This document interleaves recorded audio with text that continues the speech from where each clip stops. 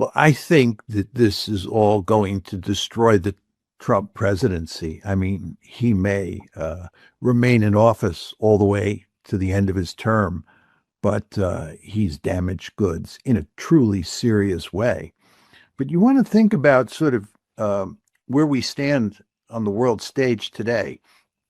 Before this war started on February 28th, the Trump administration had already done enormous damage to America's position in the world, in large part because the president, who is the ultimate unilateralist, was wrecking international institutions, paying no attention to the rules that underpin those institutions. He was disregarding and disrespecting international law, and he was treating allies with unmitigated contempt, especially the Europeans. He was talking about invading Greenland. He was talking about making Canada the 51st state. And if you went to East Asia, the Japanese and the South Koreans, this is before February 28th, had real doubts about relying on the United States for security. And of course, in the course of 2025, he had seriously damaged what had been good relations with India. U.S.-India relations went south during 2025. So the United States, before February 28th, was in real trouble in terms of its foreign policy. And what's happened since February 28th has just damaged us further.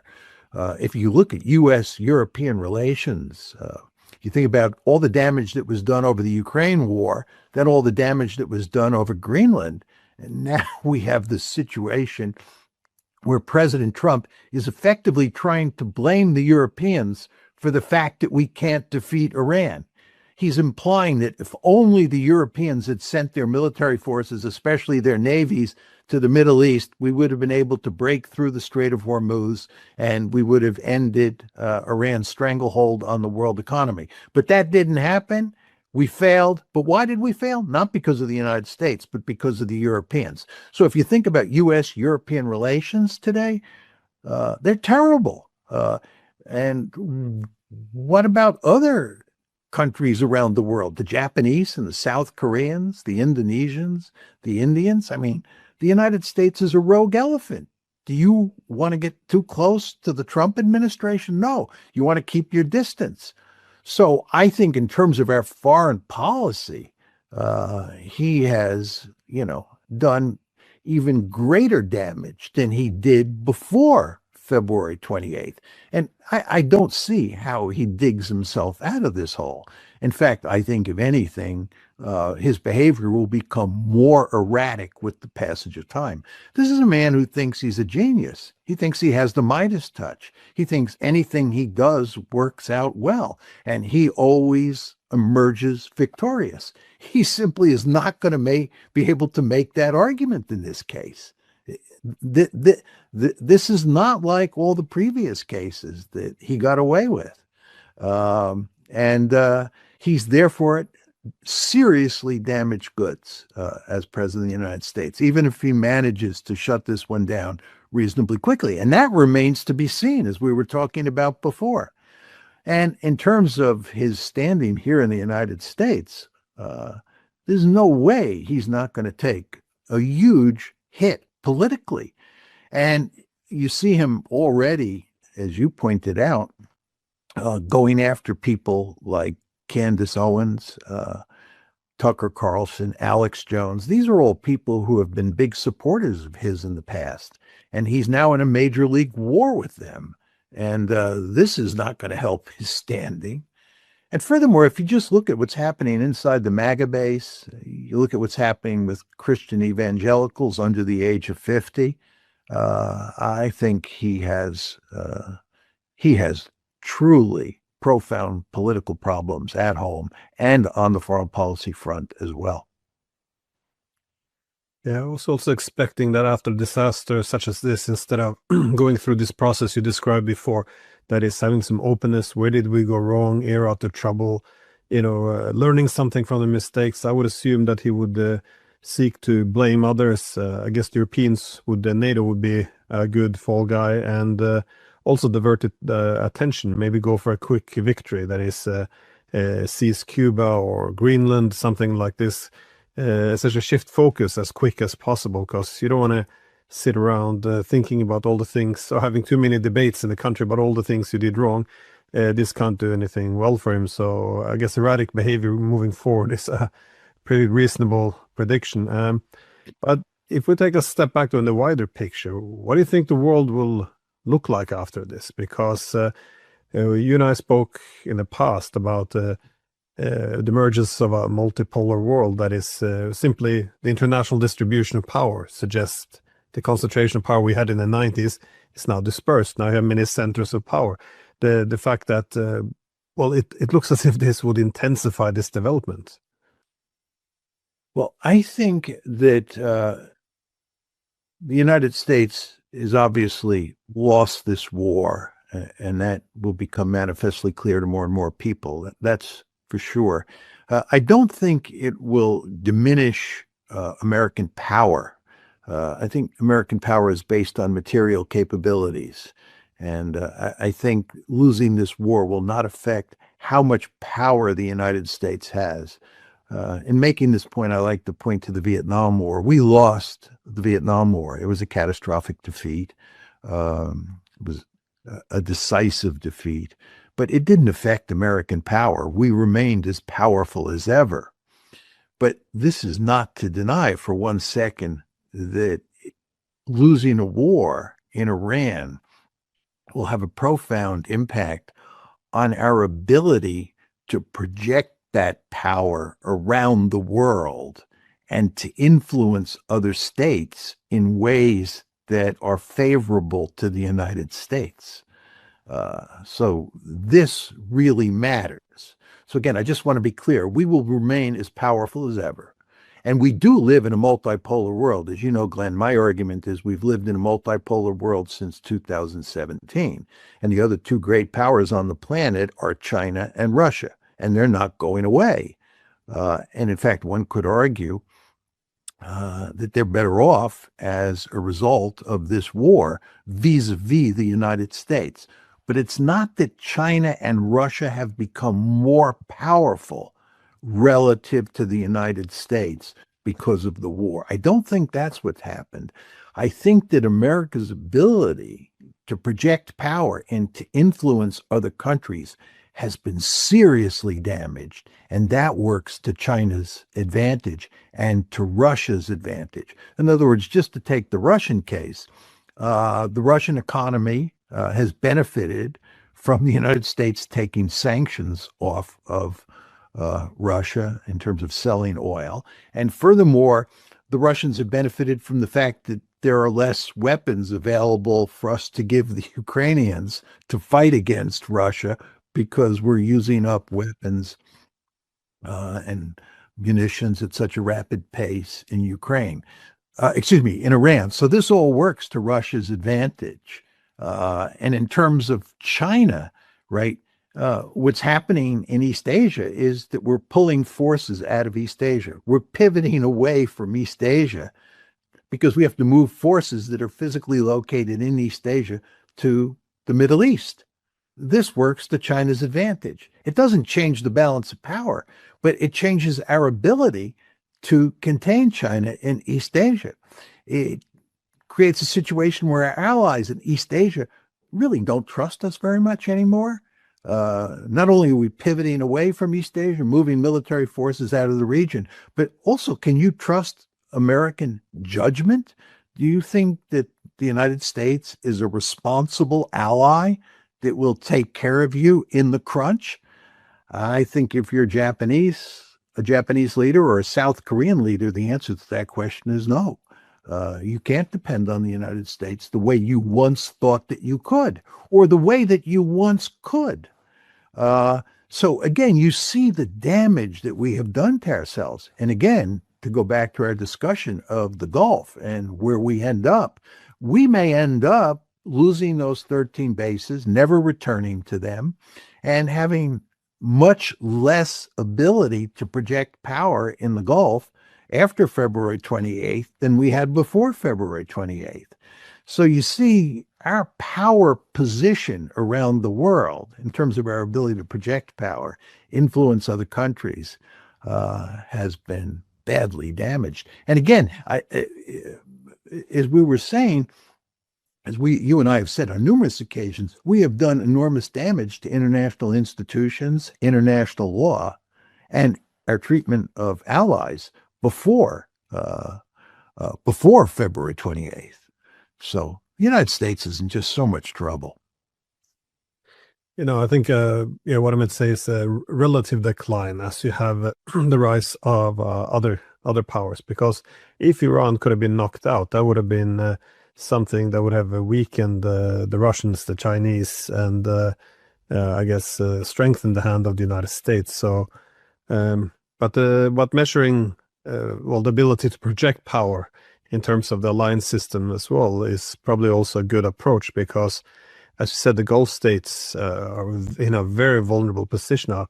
I know the rhetoric now is a bit harsh towards the Iranians, but at some point, if the U.S. presence is expected to diminish, then they're going to have to try to make some peace with the neighbors. I would say eventually the Europeans would have to do the same. We can't fight against the Russians on our own.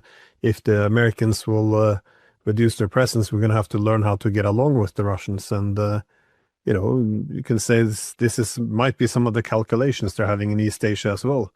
On on NATO though, this is seems to be one of the, if not a casualty, but one of the organizations which has also been hit hard by the Iran war, simply by the mutual accusations. How do you think NATO will be affected by the way this war ended? Well, I think this is all disastrous for NATO, or to put it in slightly different terms, for transatlantic relations. And I think the main reason is that President Trump is going to need a scapegoat for this disaster. And I think that the Europeans will probably be the number one scapegoat, because he won't blame Benjamin Netanyahu, who is the person he should blame. And he can't really blame his advisors, because none of them were enthusiastic about this. Maybe Pete Hegseth was. Maybe they'll get rid of Pete Hegseth. But I think what he's going to do is he's going to blame the Europeans, and he's going to make the argument that if the Europeans had anteed up, if they had come to our rescue, we would have won the war. The reason we lost was because our allies failed us. And given that situation, what we should do is basically stop supporting them. Will he end the alliance? Just put an end to it? I don't think so. He might. But I think that he will so seriously damage the alliance that in the end, it'll be largely meaningless. The other thing is, Glenn, he has what, 2 years and 2 years and 9 months left in his presidency, almost 3 years left. You know how much damage he's done in the first, let's say, 15 months. Can you imagine how much damage he's going to do in the remaining 2 years and 9 months? It's going to be enormous, right? And in the meantime, the Europeans have to come up with some sort of defensive strategy for dealing with the Russians. I mean, you and I think their assessment of the Russian threat is completely overblown. But the fact is, the European elites do believe there's a serious Russian threat there. Let's take that as a given. And they also recognize that they can't rely on the United States anymore. The transatlantic partnership no longer exists. Call this a partnership? It's no longer there. So the Europeans, over the next 2 years and 9 months, have to figure out how to deal with this situation. And that's going to push them to put NATO in the background and not take NATO seriously. So I find it hard to believe that NATO will be a meaningful alliance in January of 2029 when President Trump steps down. Now, one could argue he may step down before then. He could be impeached. He could have medical problems, and J.D. Vance could become president. And who knows what Vance would do. I tend to believe that Vance would have a more positive attitude towards NATO than Trump would. But how much more positive is hard to say. We all remember his Valentine's Day speech in Munich in February of 2025. I mean, Vance didn't look like he was friendly toward Europe then. And if he became president, maybe he wouldn't be once he was in the White House. Who knows for sure? But the future of NATO looks grim, to put it mildly. Yeah. No, it seems to be heading towards an end. But by extension, what will all of this mean? That is the loss in the Iran war, as well as all the weapons and money that was spent, the further economic problems for the Europeans. What does this mean for the Ukraine war? Because I see Zelensky has been taking to Twitter, and now that the Iran war is over, encouraging everyone to shift focus back to Ukraine. But it's going to be hard to see the appetite for Trump to deepen involvement there. Or how do you think? Well, if you take into account all of these different variables, what would you expect? How would you expect the Ukraine war to be affected by the loss of the Iran war, but also the fragmentation now we see of NATO? I think, first of all, I wish that Zelensky were correct and the Iran war was over and we could now focus on Ukraine. I think we're going to be focusing on Iran for the foreseeable future. I mean, this is a catastrophic situation.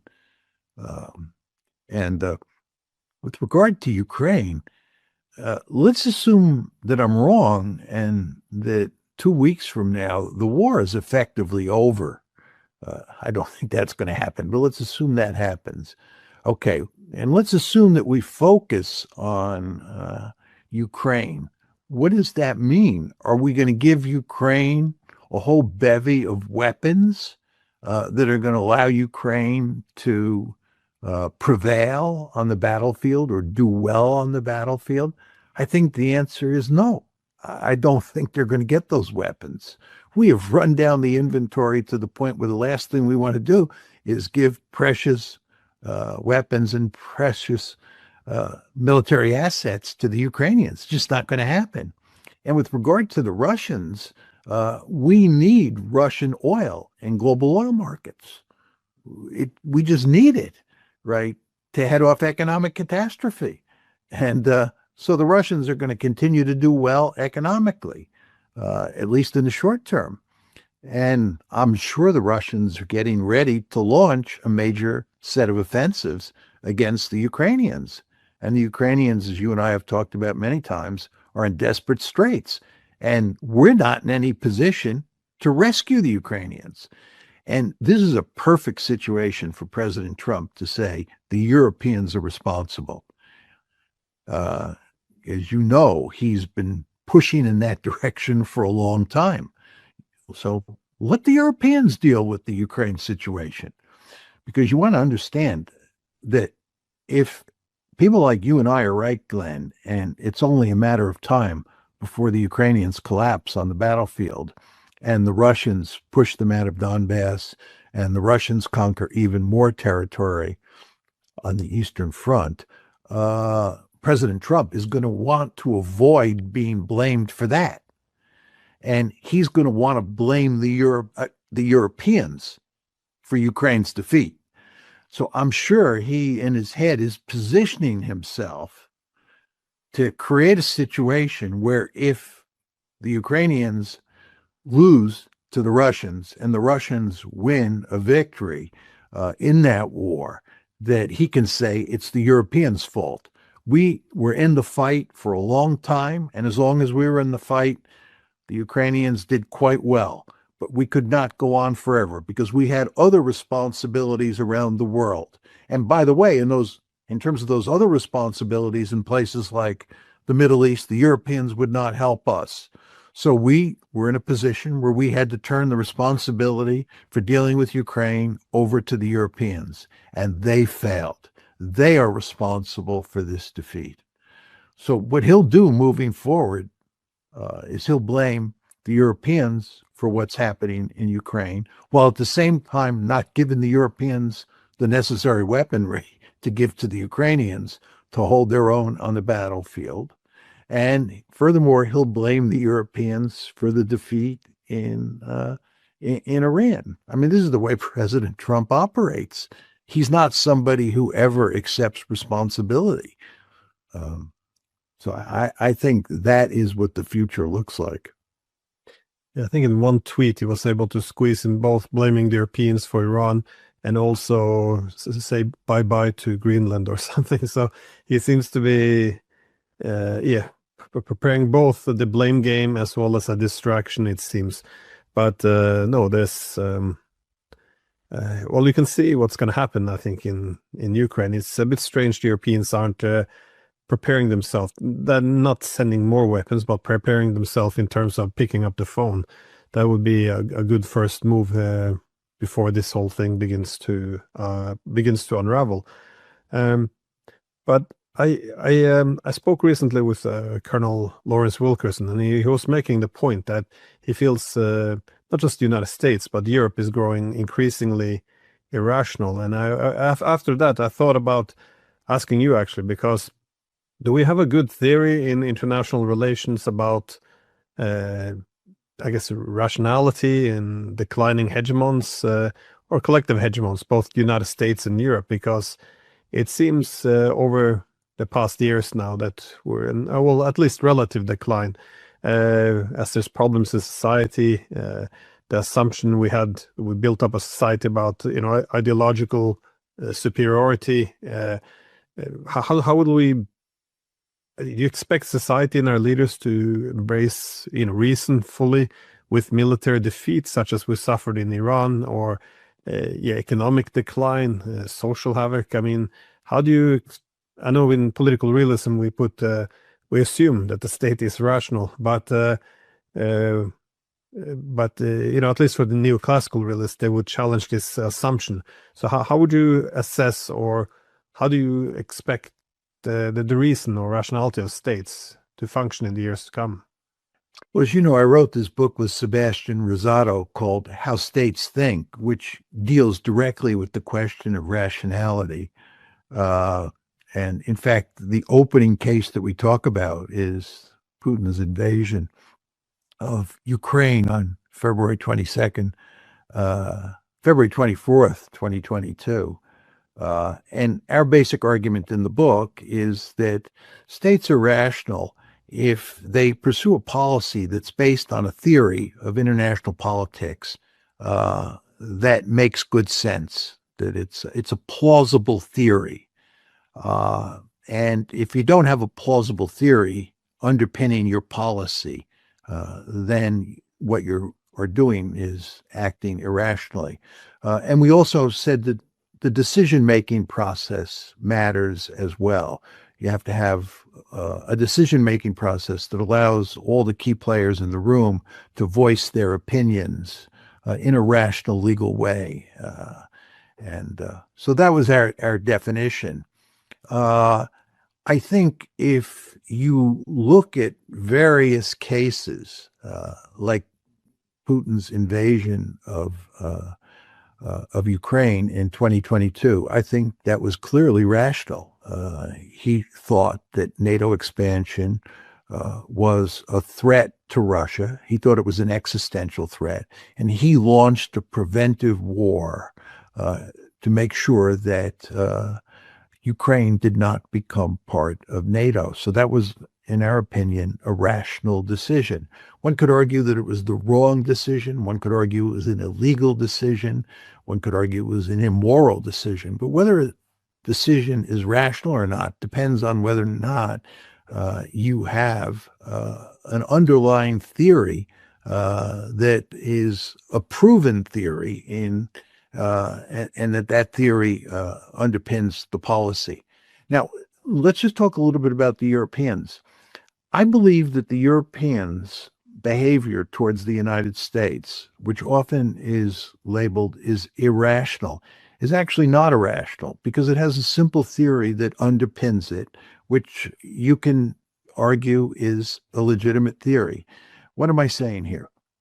The Europeans have a deep-seated interest in keeping the United States actively involved in Europe. The Europeans want the American pacifier to remain in place. Another way to put this is the Europeans want NATO to remain intact.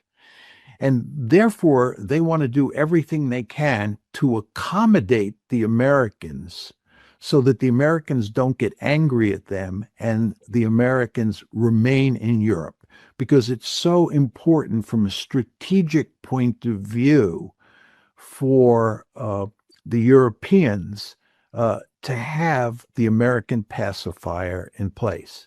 Now, you can argue that that strategy is wrong. You can have a different theory that says that it would make much more sense for the Europeans to grow a backbone, understand that their close relationship with the United States is over, that they can't depend on the American pacifier anymore, and therefore they should act differently. A good realist like me would say that's how they should behave.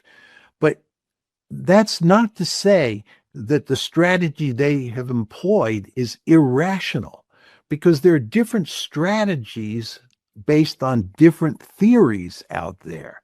And the question is, do you have a plausible theory? And I think that the Europeans' behavior towards the Americans is based on a plausible theory. I think it's the wrong theory, but there are lots of different theories, and those theories are all plausible. I could go into this in greater detail. I won't now. But anyway, I think a lot of what the Europeans do is not irrational. I do think it's wrong, right? But just because something is wrong does not mean it's irrational. And let me just give you one example of that. It's NATO expansion.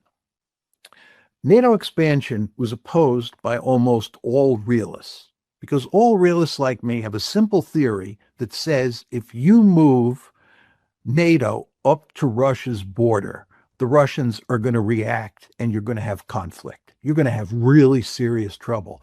Therefore, you do not want to expand NATO. And if you do expand NATO, it's going to lead to big trouble. There was a whole set of liberal theories that underpinned our policy, not realist theories. The realist theories were rejected. The advice of realists like George Kennan and John Mearsheimer were ruled out of court. But the liberal theories said that what we want to do is we want to move NATO eastward. And what we want to do is we want to create a zone of peace in Eastern Europe. And that zone of peace will be based on a series of liberal theories. One is democratic peace theory. The idea was that if we could spread democracy eastward into Eastern Europe to include Russia at some point, we would create a giant zone of peace because democracies don't fight other democracies. They also relied on the theory of economic interdependence. The idea was you would move the EU eastward. You would create a situation where you had a great deal of economic intercourse in Eastern Europe and maybe eventually include the Russians in that. And the end result is economic interdependence produces peace, and we would all live happily ever after. So there were a set of liberal theories. These are prominent theories that are highly respected in academia that underpin the policy. If you read the sort of the commentary of Strobe Talbot and Madeleine Albright at the time of NATO expansion, this is in the 1990s, their policy prescription for NATO expansion was based on these liberal theories. I thought it was wrong-headed, but I did not think it was irrational. That may sound funny to certain viewers, but I think there's a difference between whether one thinks another theory is wrong or whether you think it's irrational. So I think a lot of what is done in international politics, one can think is wrong, but it's not necessarily irrational.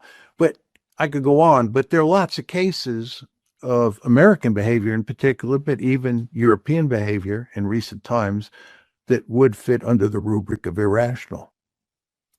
No, I think that's a good way of explaining it. And no, I would agree. I don't think the European policy was irrational. As you said, it was a powerful theory. And, you can link it a little bit both in political realism as well as liberalism. That is the hegemonic piece. As long as the US was all powerful, the Europeans could benefit. For one, there would be no great power rivalry, as the US, all power concentrated in the US would essentially mitigate the international anarchy. There would only be one center of power and no anarchy. Second, because it was the United States, we assumed that a liberal democracy, human rights would be elevated, so we would have this democratic peace as well. And also you can put a third leg on it, which would be that the US would be the pacifier in Europe, which would allow Europe to function as it had, because we've never been stood together since after World War II when the Americans came. So that you can argue that given that they can explain what they were doing, it is rational, and I think that's also why they were willing to make an enemy out of Russia by expanding NATO, because this made sure that America's presence was cemented. But my view, though, is that it could have been a good strategy, but it became the only strategy, which meant there's no political imagination for anything else. So now that the actual political realities of it, that is that the unipolar order, that is, it's not just a policy, it's an actual distribution of power, is gone. And we see that for this reason, it's in America's interest to shift its policies, that is, focus less on Europe.